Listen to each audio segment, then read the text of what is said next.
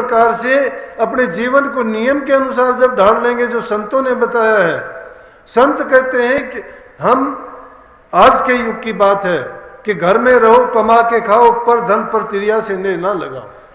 अपने घर में रहते हुए अपना काम करके खाओ, हक हलाल की कमाई, दूसरे की चीज पर नियत ना रखो। अपना अगर कमा के खाते हो, वो चीज तुम्हें अमृत जैसा आनंद देगी।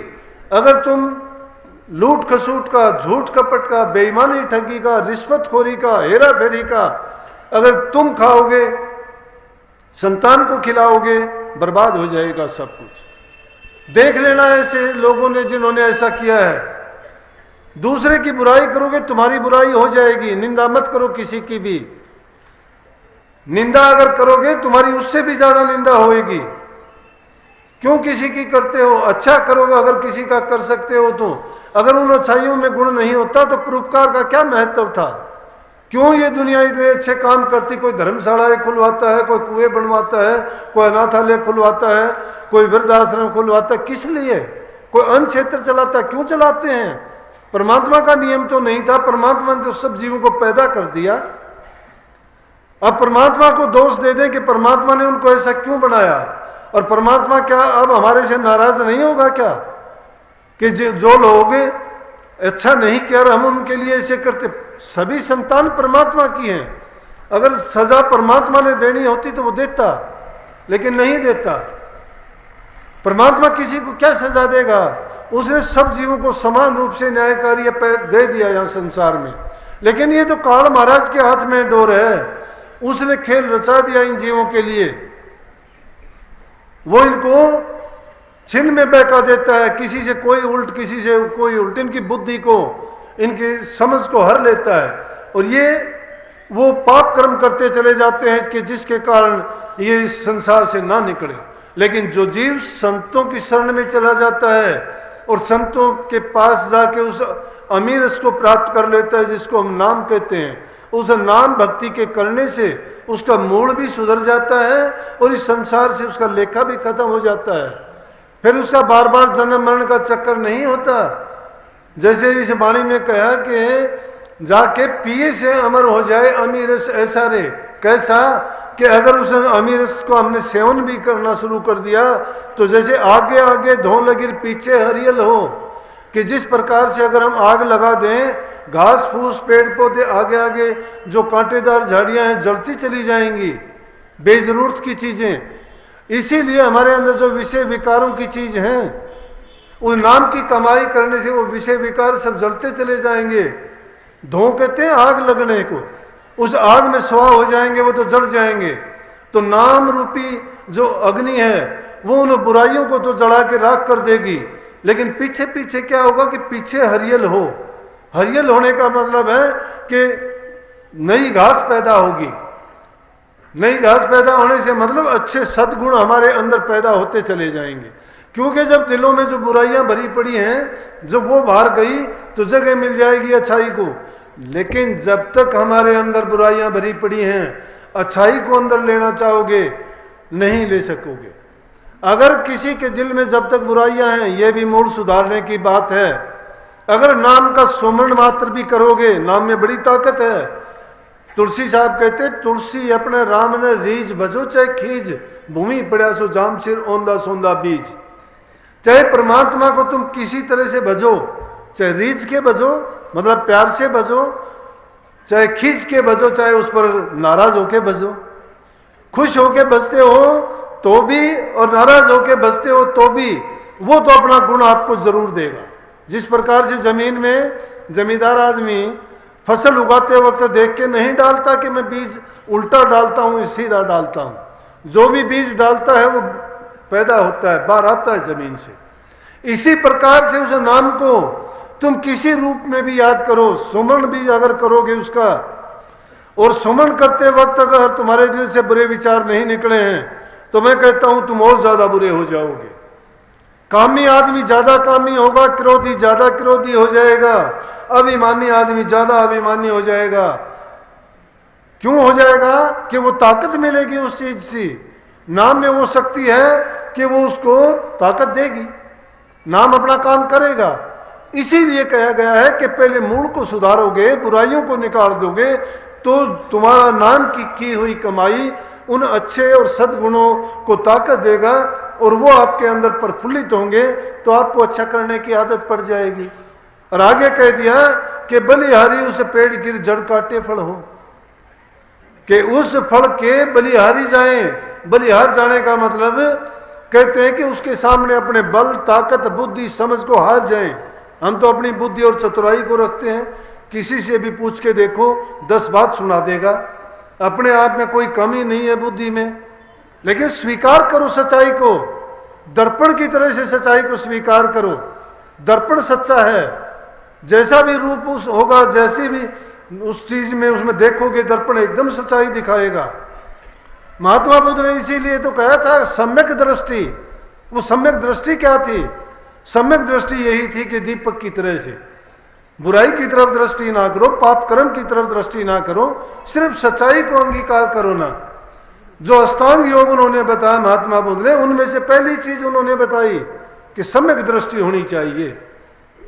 जब उस सच्चाई को हम इस प्रकार से स्वीकार कर लेंगे, तो उस पेड़ के सामने क्या है? नाम रूपी पेड़ है वो, उसके हम बलिहार जाना चाहिए। उसके सामने अपनी बुद्धि, अपने विचार, अपने मन, अपनी शक्ति, अपनी ताकत को एकदम हार जाना चाहिए। जिस प्रकार से नाम लेते वक्त गुरु के सामने हम अपने तन, मन, धन को अर्पण कर देते हैं, जब गुरु को अर्पण कर दिए तो हमें अधिकार नहीं रह जाता है कि उनसे अपना कोई काम लें। लेकिन हमने तो नाम मात्र के अर्पण किए हैं। लेकिन गुरु भी कैसा होना चाहिए? गुरु अगर सही नहीं है और तुम्हें धोखे में डालता है, गुरु अगर कोई व्यापार चलाता है, कारोबार चलाता है, तुमसे कुछ मांगता है तो मांगता है, भिखारी है, लुटेरा है, ठग है। गुरु तो दाता है, गुरु तो दानी है, गुरु नाम दान की दात बख्शता है। जिस गुरु के पास जाने से तुम्हारे काज नहीं सरते, गुरु के पास मत जाओ। लेकिन उस गुरु को गुरु मानो। अगर अपनी कमी को नहीं सुधारते और फिर गुरु में दोष निकालते हो, वो गलत है। अपने दोषों को निकाल के फिर गुरु के पास जाओ, फिर देखो कि गुरु तुम्हारे लिए क्या करता है। आज के युग में ठग गुरु बहुत हैं, जिन्होंने धर्म की परिभाषा बदल दी, गुरु की परिभाषा बदल दी, नाम की परिभाषाएं बदल दी। ना नाम जानते, करनी नहीं है उनके पास, मन मर्जी के गुरु बन जाते हैं। द्वेष, निंदा भरी पड़ी है उनके दिलों में, बुराइयां भरते हैं जीवों के दिलों में। कहते हैं कि उसके सत्संग में ना जाना, उनका नाम छोटा है, उनका गुरु छोटा है। अरे छोटा बड़ा कौन है?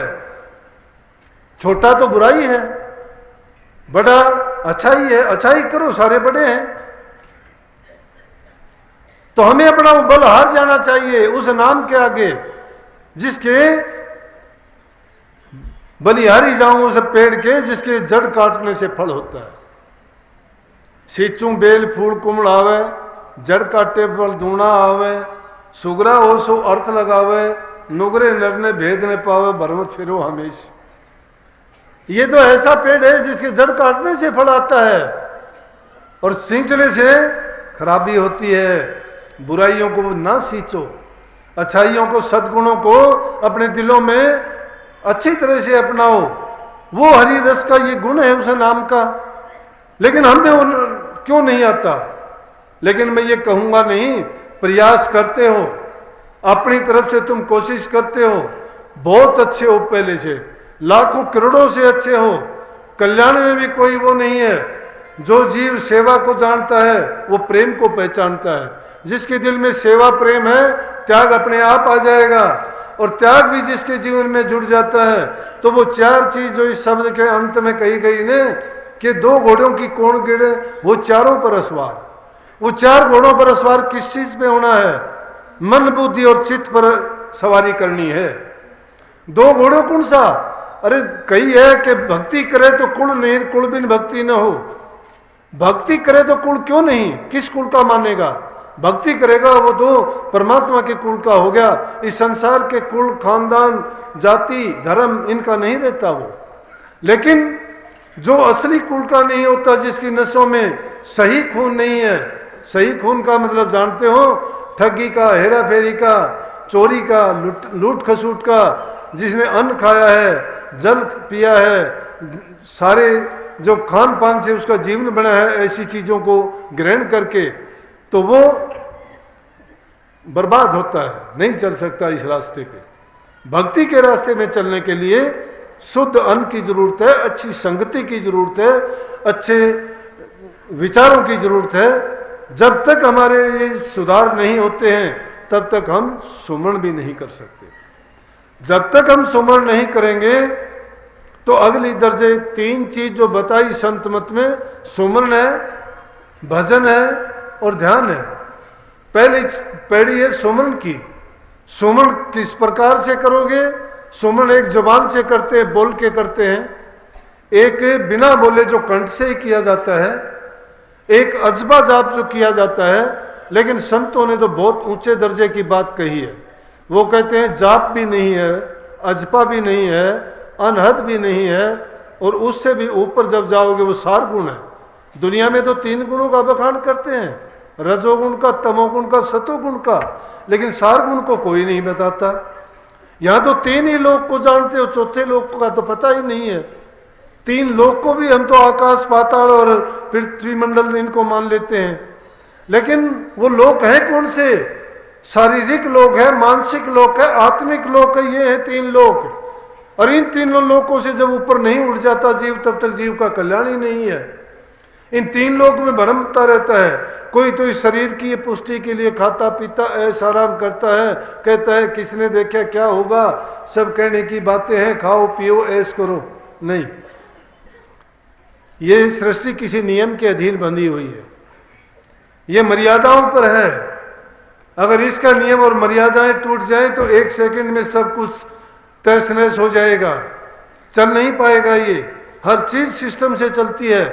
ये चीज जरूर है कि उस सिस्टम में बंधे हुए कौन किस हाल में चलता है। किसी मशीन को देखो आप, अगर उसके पुर्जे लगे हुए टूट भी जाते हैं तो वो अपने ही दायरे में रहेंगे, टूटने के बाद भी मशीन रुक जाएगी, लेकिन वो तो वहीं के वहीं रहेंगे। इसी प्रकार से जो चीज मर्यादाओं में बंधी रहती है, लेकिन उसका ठीक उपयोग और प्रयोग नहीं किया जाता, तो वो चीजें ठीक से नहीं चल पाती है और उनका सदुपयोग नहीं होता है। लेकिन संत मत की, संतों ने कितनी सीधी बात कही कि उस नाम को हम घर में बैठे कर सकते हैं, और उसके लिए साधारण सी चीज बता दी कि घर बैठे बनो फकीर, मन मार सूरत को डांटो। बिल्कुल छोटा करके कह दिया कि मन को तो मारना है, डांटना है, और सूरत को रोकना है। सूरत को कहाँ रोकना है? ठिकाने पे रोकना है। ठिकाना है कहाँ? कि शरीर के 9 दरवाजों के जो संसार के ओर तरफ खुलते हैं, उन दरवाजों से मुंह मोड़ के जो रूह का दरवाजा है, जो परमात्मा की ओर इस आत्म शक्ति को लेके जाता है, वो 10म द्वार है। वो 10म द्वार उल्ट ओर को चलता है। जो 3 नाड़ियां हैं, एड़ा नाड़ी, पिंगला और सुखमना नाड़ी, उस सुखमन नाड़ी के रास्ते पर जब ये सूरत चल पड़ती है तो ये मंडलों को, रूहानी मंडलों में से गुजरती हुई उनको तय करती हुई जाती है। तो ना तो वो 1 मिनट में ध्यान लग जाएगा, ना ही आपको शब्द सुनाई देगा। हम तो जल्दबाजी करते हैं, नाम लिए 2 महीने नहीं होते, आके कहते हैं मुझे शब्द सुनाई नहीं देता, मेरा ध्यान नहीं लगता। अरे ध्यान लगेगा कहाँ से? अभी तो हम नाम को समझे भी नहीं है, नाम है क्या। नाम को जो समझ जाओगे तो ध्यान और भजन का हमें करने की आवश्यकता ही नहीं रहेगी। किस लिए आप ये सोच करते हो हमें नहीं मिलते? हमें तो करने के लिए काम करना चाहिए। हमें जो वो परिणाम हमारे बस में नहीं है।